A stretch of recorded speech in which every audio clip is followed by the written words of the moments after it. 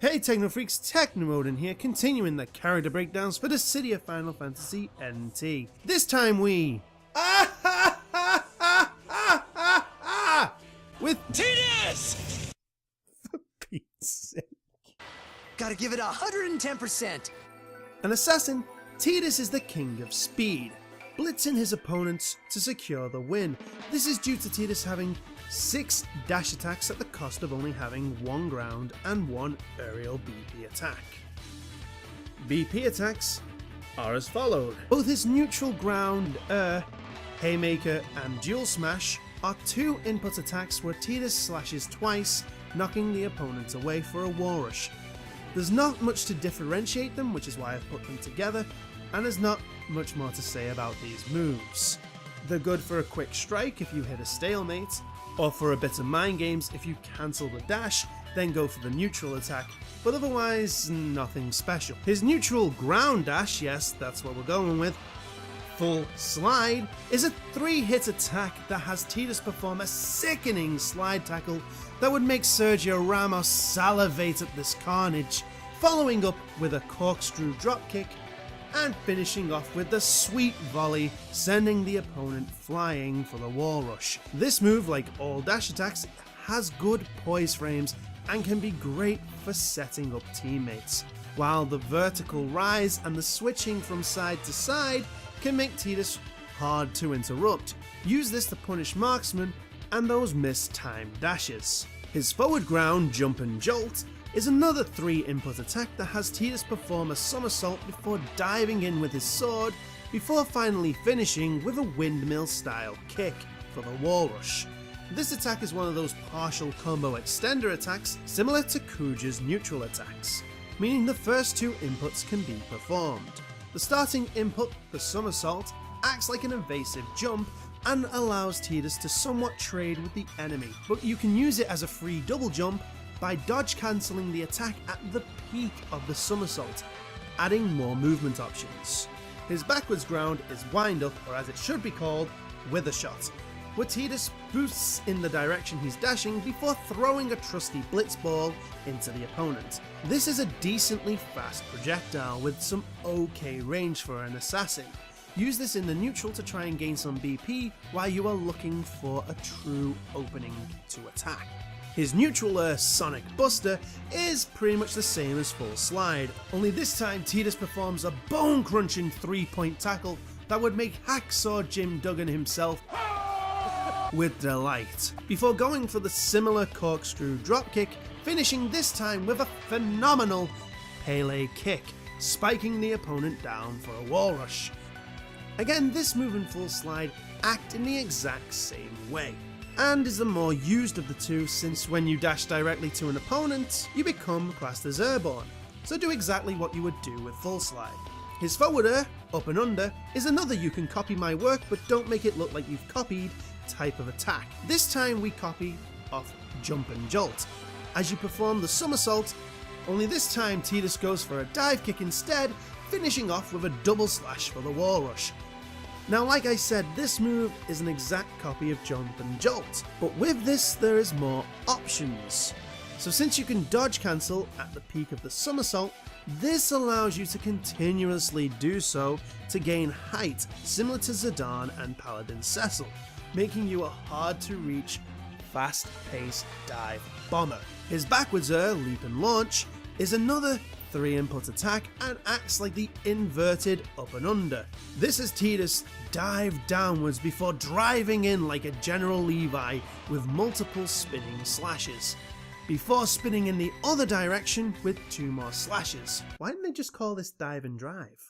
This move dodges low and is used to duck underneath aerial opponents or attacks, then punishing accordingly. For HP attacks we start with his starting overdrive, Spiral Cut. This is a dunk move similar to Garland's Earthquake, meaning BP damage is affected by how high you and your opponent are when you use it. His second HP attack is his second overdrive, Slice and Dice, and is an interesting take on the combo style HP attack of the likes of Bart's Dancer and Cloud's Omnislash, as this move has Tidus create a sphere-like AoE where he attacks, which, as we have seen in my top 10 video, cheap plug, can lead to some amazing multi-incaps.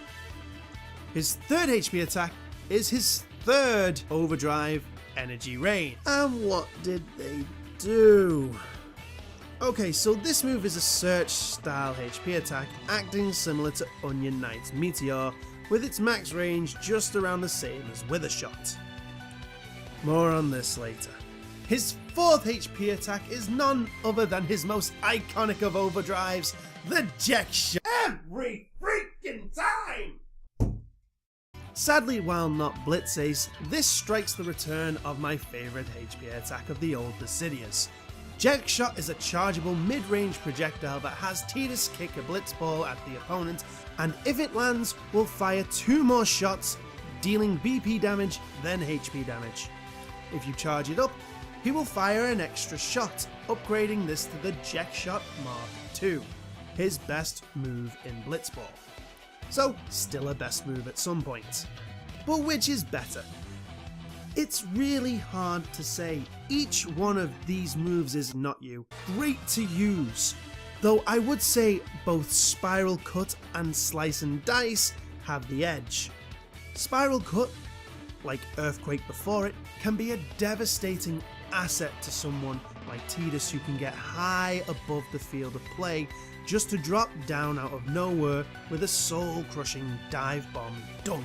Slice and Dice, as I've mentioned, creates an AoE after landing the initial blow, making it hard for melee characters to interrupt, else they get caught in the attack as well. Its main downside is the locked into one place for X amount of time, meaning ranged HP attacks will eat you up, but the benefits outweigh the cons. Jack Shot, while my favourite of Tidus' HP attacks, has the issue of being a little too narrow and hard to land outside of a wall rush, and while the general EX skill Binder can help you get to max charge within a combo, its charge time is the equivalent to a level 3 charge, even though there are only 2 levels. Also, if you use Binder, be careful of characters running ranged HP attacks, as they will have time to execute it before you reach full charge. As for Energy Rain, now don't get me wrong, search style attacks are pretty useful, but this one is not.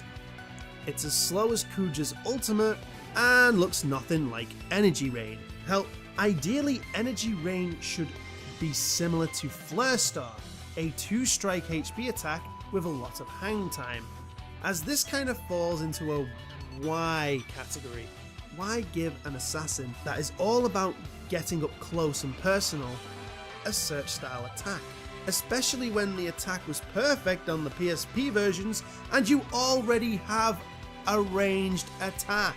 It's just another odd decision that nobody really wanted, and it makes it even worse that when this was first introduced in the arcades, this was like a cluster bomb like projectile that looked exactly like Energy Rain as opposed to this one. I really can't help but get annoyed at the idea of this. Hopefully Square can give us an Energy Rain that is actually a good representation of the source material. His unique EX skill, Quick Hit, is a BP to HP attack repurposed for your convenience. This moderately high damaging string has Tidus perform a flurry of quick hits before one final slash for a wall rush. Outside of a huge chunk of BP damage, this move has the ability to replenish Tidus' dash meter back to full, so long as the final hit lands. So please, for those who have Tidus on your team, do not go for a damn HP attack on Tidus' target if he is in quick hit.